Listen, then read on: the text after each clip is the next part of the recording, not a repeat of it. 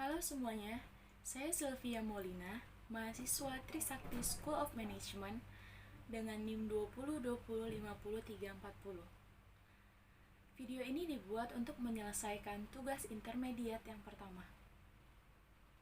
Pada kesempatan kali ini, saya akan membahas tentang pernyataan standar akuntansi keuangan 4 atau PSAK 4. Jadi, kita harus mengetahui dulu dan memahami apa sih PSAK 4 itu dan apa tujuannya. Pernyataan ini bertujuan untuk mengatur persyaratan akuntansi untuk investasi pada entitas anak, pada ventura bersama, dan entitas asosiasi ketika induk menyajikan laporan keuangan tersendiri sebagai informasi tambahan. Kemudian, setelah kita memahami dari PSAK 4 itu sendiri, kita harus mengerti setiap masing-masing definisi-definisi yang ada. Yang pertama adalah tentang laporan konsolidasian, yaitu laporan keuangan suatu kelompok usaha di mana di dalamnya itu ada aset, ada liabilitas, kemudian ada ekuitas, ada penghasilan, ada beban-beban, dan ada arus kas. Entitas induk dan entitas anaknya itu disajikan sebagai suatu entitas yang tunggal. Selain itu, yang kedua kita harus memahami tentang laporan keuangan tersendiri. Jadi apa sih laporan keuangan tersendiri itu?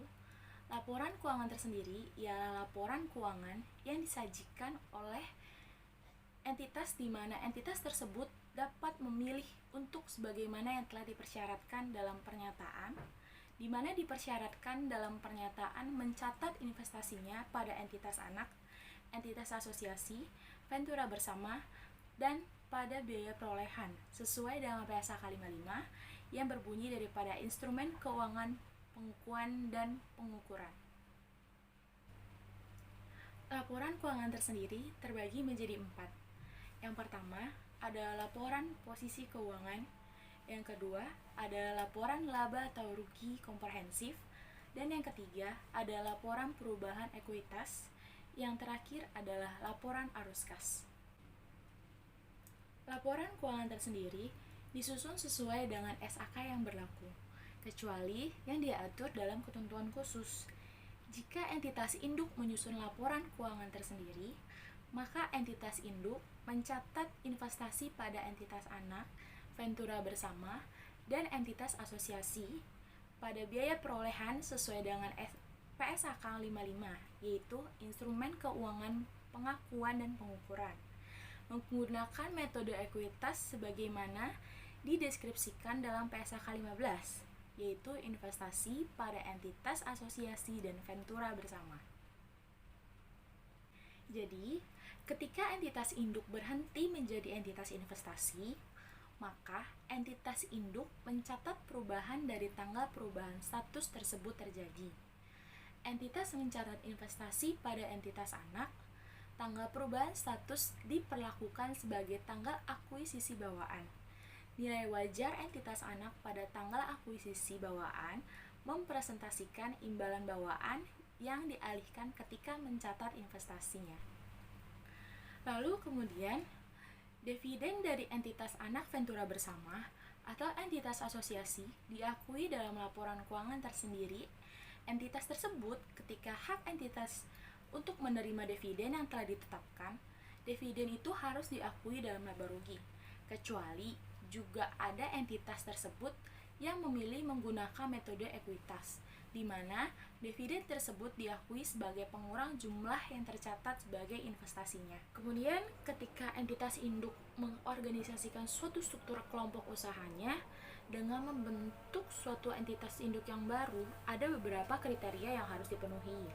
Yang pertama itu, entitas induk yang baru memperoleh pengendalian atas entitas induk yang awal dengan menerbitkan instrumen ekuitas yang ditukarkan dengan instrumen ekuitas entitas induk yang awalnya. Kemudian, yang kedua yaitu adalah aset dan liabilitasnya, yaitu kelompok usaha yang baru dan kelompok usaha yang awal adalah sama segera sebelum dan setelah reorganisasi. Kriteria yang harus dipenuhi yang terakhir adalah si pemilik entitas induk awal sebelum organisasi atau reorganisasi memiliki kepentingan yang sama secara absolut maupun relatif atas aset maupun neto kelompok usaha tersebut. Usaha yang baru segera, sebelum, dan setelah reorganisasi. Baik, selanjutnya saya akan menjelaskan tentang perbedaannya dengan IFRS untuk laporan keuangan tersendiri atau konsolidasi. Jadi pada PSAK 4 pada revisian 2009, laporan konsolidasian dan laporan keuangan tersendiri mengadopsi seluruh pengaturan dalam IAS 27, yaitu Consolidated and Separate Financial Statement per tanggal 1 Januari 2009. Di sini ada pengecualiannya. Yang pertama adalah IAS 27, paragraf yang ketiga, yang dimana menjadi PSAK 4 paragraf ketiga tentang ruang lingkup untuk entitas yang menyajikan laporan keuangan tersendiri. Di IAS 27 ini, dia mengizinkan investor dalam entitas asosiasi, venturer dalam ventura bersama, dan entitas induk untuk menyajikan laporan keuangan tersendiri. PSAK 4 hanya mengizinkan entitas induk yang dapat menyajikan laporan keuangannya tersendiri, dan laporan keuangan tersebut harus sebagai lampiran dalam laporan keuangan konsolidasian. Hal ini disesuaikan dengan konteks di Indonesia. Kenapa? Karena yang pertama, penyajian laporan keuangan tersendiri merupakan suatu pilihan, bukan suatu keharusan bagi entitas pelapor. Kemudian yang kedua, suatu entitas sebagai investor dalam entitas asosiasi dan venturer dalam ventura bersama dianggap tidak relevan untuk menyajikan laporan keuangan tersendiri. Dan yang terakhir, regulasi yang berlaku hanya mensyaratkan entitas untuk menyajikan laporan keuangan tersendiri untuk pelaporan keuangan yang bertujuan umum, yaitu General Purpose Financial Reporting. Selanjutnya yang kedua, yang IAS 27 paragraf yang keempat, yang menjadi PSAK 4 paragraf 4 tentang definisi laporan tersendiri. Di IAS 27 mengatur laporan keuangan tersendiri dapat disajikan oleh investor dalam entitas asosiasi, ventura dalam ventura bersama, dan entitas induk. Di PSAK 4 mengatur laporan keuangan tersendiri hanya dapat disajikan oleh entitas induk saja. Terus yang ketiga, IAS 27 paragraf yang ke-6 yang menjadi PSAK paragraf 6 tentang penyajian laporan keuangan tersendiri sebagai tambahan atau bukan tambahan dari laporan keuangan konsolidasian. IAS 27 mengatur laporan keuangan tersendiri yang disajikan sebagai tambahan dari laporan keuangan konsolidasian atau disajikan tersendiri. Jadi di PSAK 4 itu mengatur laporan keuangan yang tersendiri harus disajikan juga sebagai tambahan sebagai lampiran dari laporan keuangan konsolidasian. Yang keempat, IAS 27 paragraf 7 mengenai penjelasan laporan keuangan tersendiri tidak bisa diadopsi. Kenapa? Karena pengertian tentang laporan keuangan tersendiri dan perbedaannya itu sendiri dengan laporan keuangan individual dan laporan keuangan konsolidasian yang benar-benar sudah sangat jelas. Kemudian yang kelima itu ada IAS 27 paragraf ke-8 tentang pengecualian bagi entitas induk untuk tidak menyajikan laporan konsolidasian yang tidak diadopsi. Kenapa? Yuk lanjut. Yang pertama, pengecualian bagi entitas induk untuk tidak menyajikan laporan keuangan konsolidasian merupakan suatu pilihan, bukan suatu keharusan. Lalu yang kedua, pengecualian tersebut tidak relevan dengan konteks di Indonesia karena manfaatnya lebih sedikit dibandingkan biaya cost dan benefit consideration. Selain itu, penjelasan dalam angka yang pertama tadi dapat digunakan untuk memperoleh pemahaman yang lebih komprehensif mengenai tidak adanya pengecualian bagi entitas induk untuk tidak menyajikan laporan keuangan konsolidasian. Yang keenam itu IAS 27 paragraf 9 yang menjadi PSAK 4 paragraf 7 tentang entitas induk yang menyajikan laporan keuangan konsolidasian IAS 27 ini mengatur entitas induk. Selain entitas induk yang tidak memilih untuk tidak menyajikan laporan keuangan konsolidasian, harus menyajikan laporan keuangan konsolidasian. PSAK 4 mengatur semua entitas induk harus menyajikan laporan keuangan konsolidasian. Selanjutnya, IAS 27 paragraf 10 tentang pengecualian bagi entitas induk untuk tidak menyajikan laporan keuangan konsolidasian tidak diadopsi. Yang ke-8 ada IAS 27 paragraf 11 yang menjadi PSAK 4 paragraf 8 tentang entitas induk yang menyajikan laporan keuangan tersendiri. IAS 27 mengatur entitas induk yang memilih untuk tidak menyajikan laporan keuangan konsolidasian, menyajikan laporan keuangan tersendiri sebagai laporan keuangan yang bertujuan umum. Jadi PSAK 4-nya itu mengatur entitas induk yang menyajikan laporan keuangan tersendiri harus sebagai lampiran dari laporan keuangan konsolidasian. Dan yang ke-9 adalah IAS 27 paragraf 13C sampai D yang menjadi PSAK 4 paragraf 10C sampai D tentang organ pengatur entitas. PSAK 4 menambahkan Dewan Komisaris selain Dewan Direksi sebagai organ pengatur entitas. Karena sistem hukum perseroan terbatas di Indonesia menggunakan 2 dewan, yaitu Dewan Direksi dan Dewan Komisaris. Selanjutnya yang ke-10 yaitu IAS 27 paragraf 38 yang menjadi PSAK 4 paragraf 35 tentang penyajian laporan keuangan tersendiri. PSAK 4 itu menambahkan sebuah penjelasan laporan keuangan tersendiri sebagai informasi tambahan dari laporan keuangan konsolidasian. Yang ke-11 adalah IAS 27 paragraf 39 tentang entitas yang menyajikan laporan keuangan tersendiri yang tersedia untuk pemakaian publik tidak diadopsi. Jadi, hal ini dampak dari pengaturan dalam PSAK 4 yang berbeda dengan IAS 27 sebagaimana yang telah dijelaskan. Kemudian yang ke-12 itu adalah IAS 27 paragraf 42 tentang pengungkapan dalam laporan keuangan tersendiri yang disajikan oleh entitas induk yang tidak menyajikan laporan keuangan konsolidasian dan tidak diadopsi. Kenapa hal ini tuh berdampak dari pengaturan dalam PSAK 4 yang berbeda dengan IAS lagi yang 27 yang sudah dijelaskan sebelumnya. Dan yang ke-13 adalah IAS 27 paragraf 43 yang menjadi PSAK 4 paragraf 41 tentang pengungkapan dalam laporan keuangan tersendiri. IAS 27 yang tadi mengatur pengungkapan bagi entitas induk, ventura dalam ventura bersama, dan investor dalam entitas asosiasi yang menyajikan laporan keuangan. Kemudian yang ke-14, IAS 27 paragraf 44 yang menjadi PSAK paragraf 42 tentang tanggal yang efektif. Yang ke-15 ada IAS 27 paragraf 45 yang menjadi PSAK 4 paragraf 43 tentang ketentuan transisi.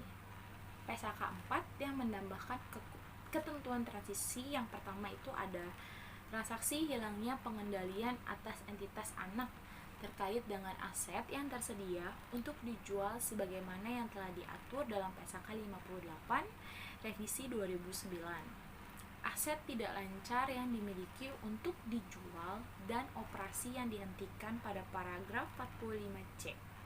Yang kedua, hak suara potensial dalam menentukan pengendalian karena tidak praktis untuk menerapkan pengaturan secara retrospektif terdapat pada paragraf 45D. Yang ketiga, entitas anak yang tidak dikonsolidasikan sebagaimana diatur dalam PSAK 4 versi yang sebelumnya, tetapi entitas anak tersebut harus dikonsolidasikan sesuai dengan PSAK 4 karena tidak praktis dan untuk menerapkan pengetahuan tersebut secara retrospektif terdapat pada paragraf 45D. Dan yang terakhir yang 16 yaitu IAS 27 paragraf 45A, 45B dan 45C tentang ketentuan transisi tidak diadopsi karena ketentuan transisi tidak relevan untuk diadopsi untuk mengatur bagian daripada IAS 27 yang diamandemen yang belum diadopsi. Pernyataan Standar Akuntansi Keuangan Nomor 4 tentang laporan keuangan konsolidasian dan laporan keuangan tersendiri. Pada kali ini saya akan membahas tentang ruang lingkupnya. Yang pertama, pernyataan ini diterapkan dalam penyusunan dan penyajian laporan keuangan konsolidasian untuk sekelompok entitas yang berada dalam pengendalian suatu entitas induk. Kemudian yang kedua, pernyataan ini tidak berhubungan dengan metode akuntansi untuk kombinasi bisnis dan dampaknya dalam konsolidasi, termasuk di dalamnya ada goodwill yang muncul dari kombinasi bisnis. Kemudian yang ketiga, pernyataan ini juga yang diterapkan dalam akuntansi untuk investasi pada entitas anak, pengendalian bersama entitas, dan entitas asosiasi. Ketika suatu entitas menyajikan laporan keuangan tersendiri sebagai informasi tambahannya. Kemudian yang keempat, pengertian istilah yang digunakan dalam pernyataan PSAK 4 ini, entitas anak adalah suatu entitas, termasuk entitas bukan perseroan terbatas seperti persekutuan yang dikendalikan oleh entitas lain yang dikenal sebagai entitas induk.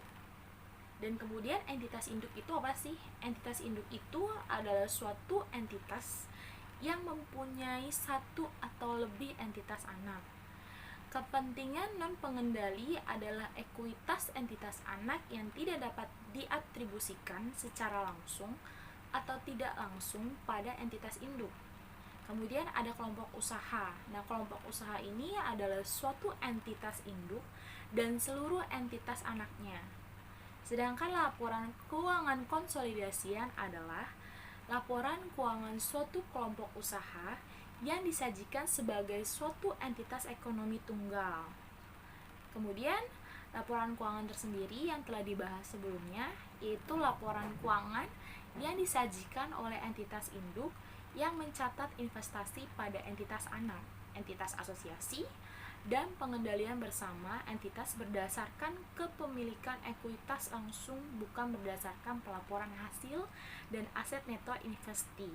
Kemudian yang kelima adalah entitas induk atau entitas anaknya mungkin menjadi investor dalam entitas asosiasi atau venturer dalam pengendalian bersama entitas. Dalam hal tersebut, laporan keuangan konsolidasian yang disusun dan disajikan sesuai dengan pernyataan PSAK 4 ini disusun sesuai dengan PSAK 15 revisi 2009, yaitu investasi dalam entitas asosiasi, dan PSAK 12 revisi 2009 pada bagian partisipasi dalam ventura bersama. Kemudian laporan keuangan tersendiri hanya dapat disajikan sebagai informasi tambahan dalam laporan konsolidasi. Entitas induk tidak boleh menyajikan laporan keuangan tersendiri sebagai laporan keuangan yang bertujuan umum, General Purposes Financial Statement. Laporan keuangan tersendiri minimal terdiri dari laporan posisi keuangan, laporan laba rugi komprehensif, laporan perubahan ekuitas, dan laporan arus yang tadi dijelaskan sebelumnya. Kemudian ada penyajian laporan keuangan konsolidasian, yaitu entitas induk menyajikan laporan keuangan konsolidasian yang mengonsolidasikan investasinya dalam entitas anak sesuai pernyataan ini atau pernyataan PSAK yang keempat ini. Yang kedelapan adalah entitas induk yang menyajikan laporan keuangan tersendiri sebagai informasi tambahan tunduk pada paragraf 35-41. Next, kita masuk juga ke dalam ruang lingkup laporan keuangan konsolidasian, yaitu laporan konsolidasian meliputi seluruh entitas anak dari entitas induk. Pengendalian dianggap ada ketika entitas induk memiliki secara langsung atau tidak langsung melalui entitas anak lebih dari setengah kekuasaan suara suatu entitas, kecuali dalam keadaan yang jarang yang dapat ditunjukkan secara jelas bahwa kepemilikan tersebut tidak diikuti dengan pengendalian. Pengendalian juga ada ketika entitas induk memiliki setengah atau kurang kekuasaan suara suatu entitas jika terdapat 2 kekuasaan yang melebihi setengah hak suara sebagai perjanjian dengan investor lain. Kemudian, kekuasaan untuk mengatur kebijakan keuangan dan operasional entitas berdasarkan anggaran dasar atau perjanjian. Kekuasaan untuk menunjuk atau mengganti sebuah atau sebagian besar dari dewan direksi dan dewan komisaris atau organ pengatur setara yang mengendalikan entitas melalui dewan atau organ tersebut. Dan yang terakhir adalah kekuasaan untuk memberikan suara mayoritas yang ada pada rapat dewan direksi dan komisaris atau organ pengatur setara dan mengendalikan entitas melalui direksi dan komisaris atau organ tersebut. Kemudian entitas mungkin memiliki waran saham, opsiuli saham, kemudian ada instrumen hutang atau instrumen ekuitas yang dapat dikonversi menjadi saham biasa, atau instrumen sejenis lainnya yang mempunyai potensi jika dilaksanakan atau dikonversi untuk menambah kekuasaan suara kepada entitas atau mengurangi kekuasaan suaranya dari pihak lain atas kebijakan keuangan dan operasional entitas lain, yaitu hak suara potensialnya. Kemudian, dalam menilai apakah suara potensial berkontribusi terhadap pengendalian, entitas menguji semua fakta dan keadaan, termasuk di dalamnya itu ada syarat pelaksanaan hak suara potensial dan perjanjian kontraktual lain, baik yang dipertimbangkan secara individual maupun secara kombinasi, di mana hal tersebut akan mempengaruhi hak suara si potensial.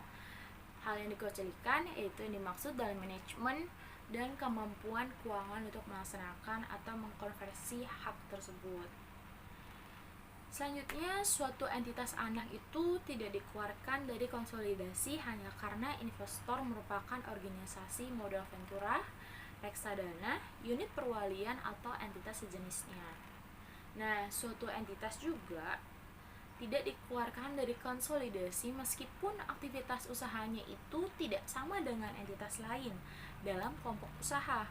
Informasi yang relevan yang disediakan dengan mengonsolidasikan entitas anak dan mengungkapkan informasi tambahan dalam laporan keuangan konsolidasi tentang perbedaan aktivitas usaha entitas anaknya. Next adalah prosedur konsolidasi terdapat dalam 15. Dalam menyusun laporan keuangan konsolidasi, entitas menggabungkan laporan keuangan entitas induk dan entitas anak satu per satu dalam menjumlahkan pos-pos sejenis seperti aset, liabilitas, ekuitas, penghasilan, dan beban-beban yang telah dijelaskan sebelumnya, agar laporan keuangan konsolidasi yang dapat menyajikan informasi keuangan dari kelompok usaha tersebut sebagai entitas ekonomi yang tunggal. Nah, lakukanlah cara-cara atau langkah-langkah sebagai berikut ya. Next, itu jumlah yang tercatat investasi induk pada setiap entitas anak dengan porsi entitas induk atas ekuitas entitas anak dieliminasi dapat dilihat dalam PSAK 22 yang menjelaskan perlakuan goodwill yang dihasilkan. Yang kedua, kepentingan non-pengendali atas laba atau rugi entitas anak yang dikonsolidasikan selama periode pelaporan diidentifikasi. Yang ketiga, kepentingan non-pengendali dari bagai-bagai atau bagian-bagian kepemilikan setiap entitas induk atas aset neto entitas anak yang dikonsolidasikan diidentifikasi secara terpisah. Kepentingan non-pengendali atas aset neto yang terdiri dari yang pertama adalah jumlah kepentingan non-pengendali pada tanggal kombinasi bisnis awal yang dihitung sesuai dengan PSAK 22. Yang kedua adalah bagian kepentingan non-pengendali atas jasa perubahan ekuitas sejak awal kombinasi tersebut. Ketika ada hak suara potensial, proporsi atau laba atau rugi, dan perubahan dalam ekuitas yang dialokasikan pada entitas induk dan kepentingan non-pengendali ditentukan berdasarkan bagian kepemilikan saat ini dan tidak mencerminkan kemungkinan pelaksanaan atau konversi hak potensial suaranya. Kemudian ada saldo, transaksi, penghasilan, kemudian ada beban intrakelompok, usaha yang dieliminasi secara yang penuh. Terus ada saldo dan transaksi intra kelompok usaha, termasuk penghasilan, beban, dan dividen, dieliminasi juga secara penuh. Laporan keuangan entitas induk dan entitas anak yang digunakan dalam penyusunan laporan keuangan konsolidasian disusun dengan tanggal yang sama.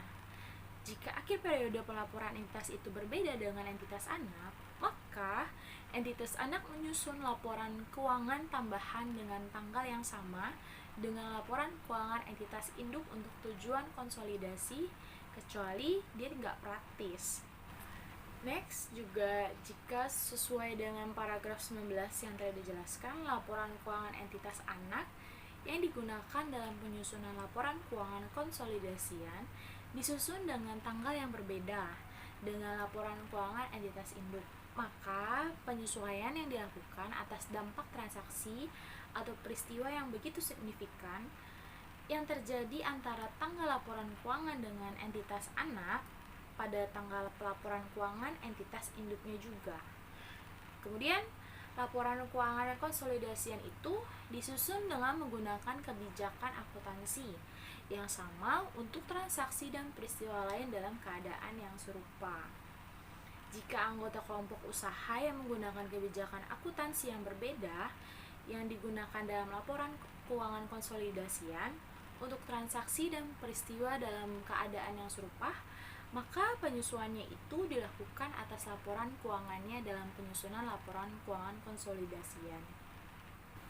Penghasilan dan beban entitas anak yang dimasukkan dalam laporan keuangan konsolidasian sejak tanggal akuisisi sebagaimana telah didefinisikan dalam PSAK 22, penghasilan dan beban entitas anak didasarkan pada nilai aset dan liabilitas yang diakui dalam laporan keuangan konsolidasian, yaitu pada tanggal akuisisinya.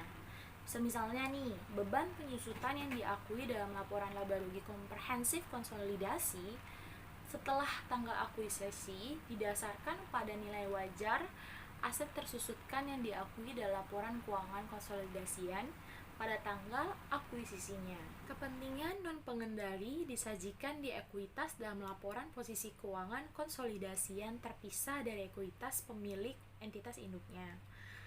Laba atau rugi dari setiap komponen pendapatan komprehensif lain diatribusikan pada pemilik entitas induk dan pada kepentingan non-pengendali. Seluruh laba rugi komprehensif yang diatribusikan pada pemilik entitas induknya itu adalah pada kepentingan non-pengendali, bahkan jika hal tersebut nih mengakibatkan kepentingan non-pengendalinya itu mempunyai saldo yang defisit. Kemudian jika entitas anaknya mempunyai saham preferen kumulatif yang beredar yang diklasifikasikan sebagai ekuitas dan memiliki kepentingan non-pengendali, maka entitas induknya itu menghitung bagiannya atas laba atau rugi yang telah disesuaikan untuk seperti dividen atau saham apapun berupa apapun, apakah ada atau tidak adanya dividen, baik yang diumumkan maupun gak diumumkan. Nah, perubahan dalam bagian kepemilikan entitas induk pada entitas anak yang tidak mengakibatkan hilangnya pengendalian dicatat sebagai transaksi ekuitas. Di sini tuh dalam arti transaksinya itu memiliki kepemilikan dan kapasitasnya pun itu sebagai pemilik. Nah, dalam keadaan seperti itu, nilai yang kita catat dari kepentingan pengendali dan non-pengendali dapat disesuaikan untuk mencerminkan perubahan bagian relatifnya atas entitas anaknya. Selanjutnya, kehilangan pengendalian. Entitas induk dapat kehilangan pengendalian atas entitas anaknya dengan atau tanpa perubahan absolut ataupun relatif yang telah dijelaskan sebelumnya. Nah, kenapa hal ini bisa terjadi? Itu tuh karena ketika entitas anak yang menjadi subjek pengendalian pemerintah, pengadilan, administrator, atau regulator menjadi subjek pengendalian yang dikecualikan. Hal ini pun dapat terjadi sebagai akibat suatu perjanjian yang kontraktual. entitas induk mungkin kehilangan pengendalian dalam 2 atau lebih perjanjian atau transaksi. Meskipun terkadang beberapa keadaan mengindikasikan bahwa lebih dari satu perjanjian seharusnya dicatat sebagai transaksi yang tunggal. Satu atau lebih hal tersebut mengindikasikan bahwa entitas induk tercatat lebih dari satu perjanjian sebagai transaksi yang tunggal. Misalnya, perjanjian tersebut itu sudah disepakati nih pada satu waktu, di waktu yang sama, atau terkait satu dengan yang lainnya. Yang kedua itu, perjanjiannya itu membentuk suatu transaksi yang tunggal, yang didesain untuk mencapai suatu dampak komersial secara keseluruhan. Kemudian, ada suatu keterjadian dalam suatu perjanjian yang bergantung pada keterjadian yang lain, jadi saling berkaitan gitu. Nah, satu perjanjian yang terdiri dari dia berdiri sendiri gitu, dia tidak dapat justifikasi secara ekonomi, tetapi perjanjiannya tersebut tuh dapat dijustifikasi secara ekonomi kalau misalkan dia itu bergabung dengan perjanjian yang lain. Contohnya misalnya kayak ketika saham yang dijual di bawah harga pasar dan dikompensasikan dengan penjualan berikutnya di atas harga pasar yang udah ditentuin tadi, kayak gitu.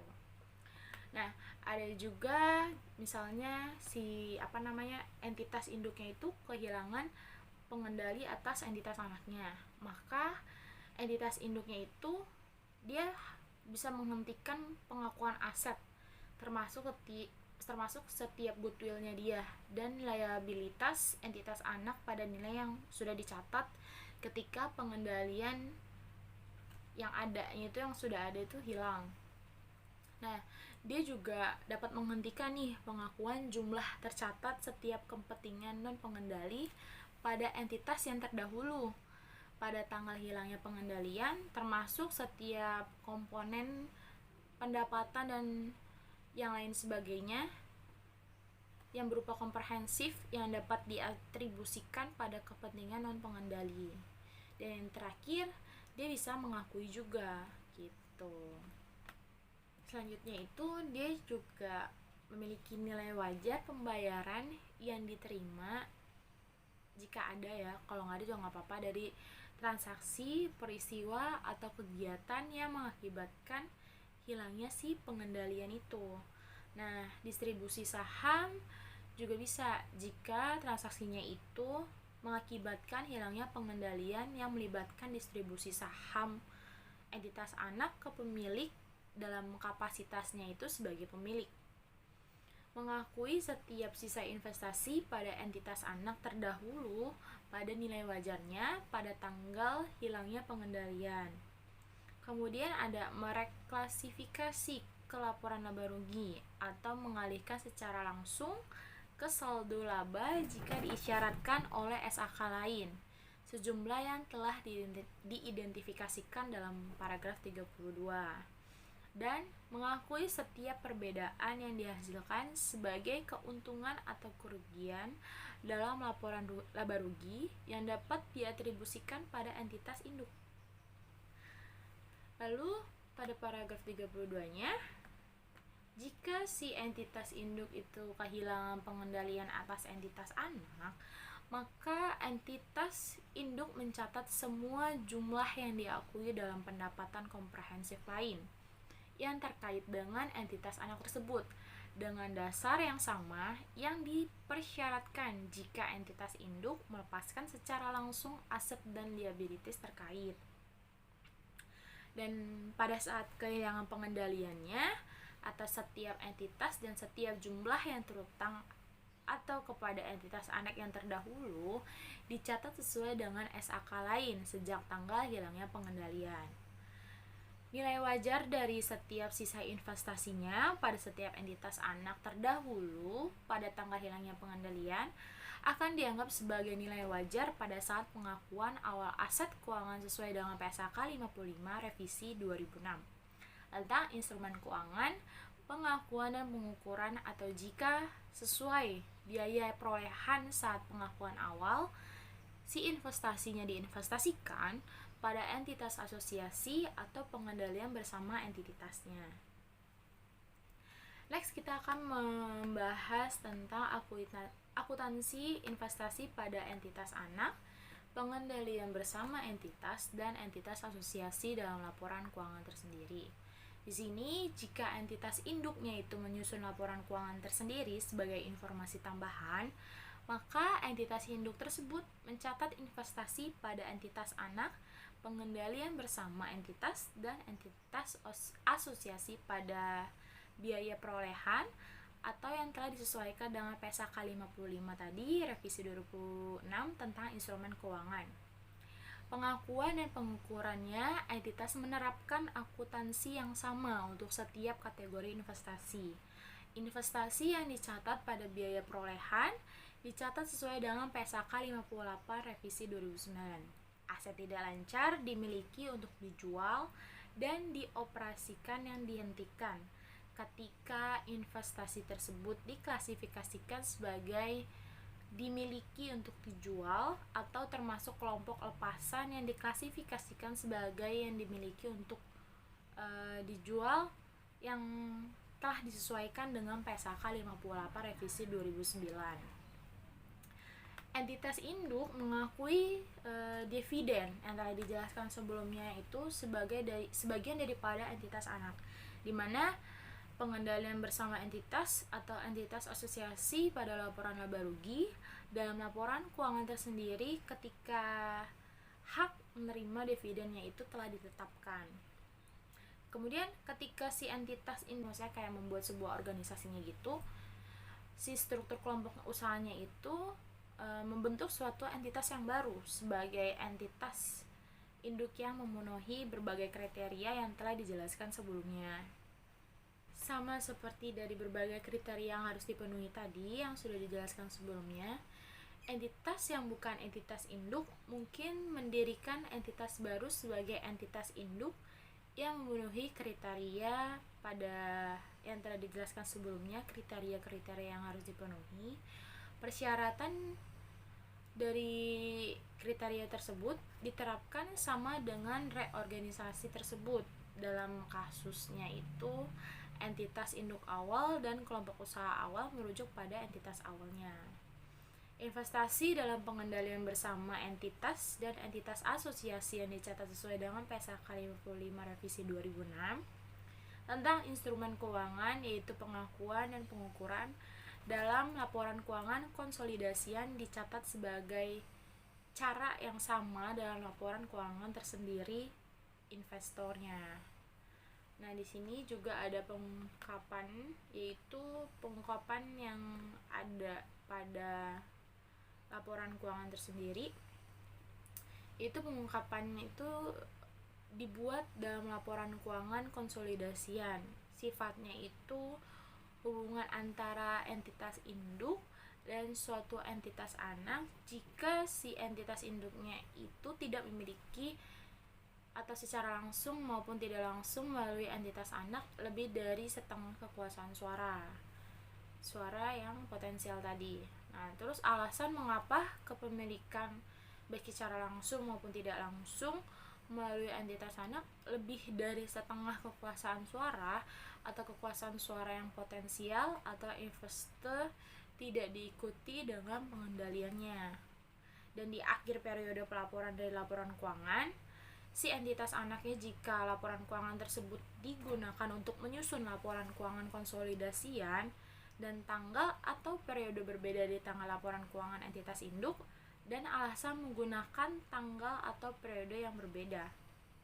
Sifat dan luas setiap restriksi dari signifikan, misalnya akibat dari perjanjian pinjaman, kemudian yang diterima, dan persyaratan regulatornya dalam kemampuan entitas si anak dari entitas tersebut tuh untuk mentransfer dananya ke entitas induknya, baik berupa dividen, tunai, atau pembayaran kembali pinjaman atau uang muka gitu ya. Nah, rinciannya dia itu yang menunjukkan dampak dari setiap perubahan bagian kepemilikan entitas induk pada entitas anak yang tidak mengakibatkan si hilangnya pengendalian atas ekuitas yang dapat diatribusikan pada pemilik entitas induk.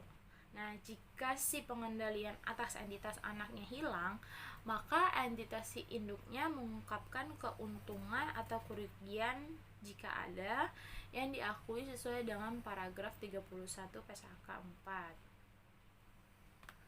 Versi dari keuntungan atau kerugian yang diatribusikan pada pengakuan sisa investasi pada entitas anak yang terdahulu dengan nilai wajar pada hilangnya pengendalian. Si pos keuntungan atau kerugian yang diakui dalam laporan laba rugi komprehensif di sini dalam tanda kutip jika tidak disajikan secara terpisah dalam laporan laba ruginya si komprehensif. Kemudian ketika si entitas induk nih menyusun laporan keuangan tersendiri, maka laporan keuangan tersendiri tersebut mengungkapkan si laporan keuangan tersendiri yang merupakan informasi tambahan dalam laporan keuangan konsolidasian. Daftar investasi yang disignifikan dalam entitas anak, pengendalian bersama, dan entitas asosiasi termasuk nama negara atau tempat kedudukan, proporsi kepemilikan, proporsi hak suara yang dimiliki. Di sini dalam tanda kutip jika berbeda-beda ya. Nah, penjelasan tentang metode yang digunakan untuk mencatat investasi terdaftar pada bagian B yang tadi yang telah dijelaskan dari yang berbeda-beda tadi ya, kayak misalkan nama negara mereka dari mana, tempat kedudukannya, kemudian proporsi kepemilikan dan proporsi hak suara mereka seperti apa, kayak gitu. Lalu di sini ada tanggal efektif. Nah, tanggal efektif dari entitas menerapkan pernyataan ini untuk tahun buku yang dimulai pada atau setelah 1 Januari 2011. Jadi sekarang sudah diberlakukan ya teman-teman. Tanggal efektifnya dia. Terus ketentuan transisi. Di sini pernyataan yang diterapkan secara retrospektif kecuali untuk beberapa hal yang diterapkan sebagai prospektif. Contohnya persyaratan yang pada paragraf 25 PSAK 4 mengenai laba atau rugi komprehensif yang diatribusikan pada pemilik entitas induk pada kepentingan non pengendali bahkan jika hal ini mengakibatkan kepentingan non pengendali bersaldo defisit. Tadi udah dijelasin sebelumnya ya teman-teman. Kemudian persyaratan di paragraf 27 dan 28 mengenai perubahan dalam bagian kepemilikan entitas induk pada entitas anak yang tidak mengakibatkan hilangnya pengendalian. Itu juga setelah dijelaskan. Seperti itu. Yang selanjutnya penarikan. Pernyataan penarikan ini yang terdapat dalam PSAK 4 itu menggantikan PSAK 4 yang tahun 1994 tentang laporan konsolidasi. Demikian penjelasan tentang pernyataan standar akuntansi keempat. Mohon maaf bila saya ada salah kata. Semoga bermanfaat bagi kita semua.